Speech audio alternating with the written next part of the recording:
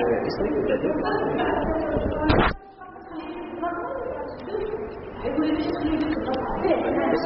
كوثر بطيخ، مصممة أزياء تونسية، متخرجة من معهد عالي للابتكار وتصميم الأزياء اسمود انترناسيونال.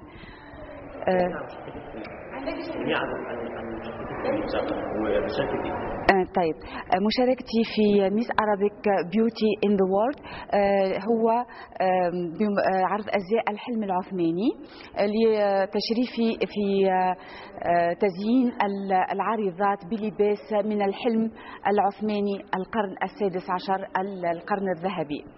فهذا إن شاء الله يكون جميل ويعطي إن شاء الله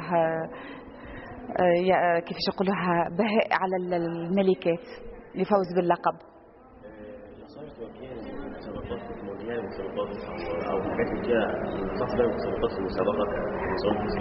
نصيحتي هي بسيطة جدا، كل فتاة كل متبارية ومتسابقة تخرج الملكة اللي جواتها لكي تفوز بالمسابقة وتفوز وتتحدى كل سلبيات ذاتها فقط. عايشة.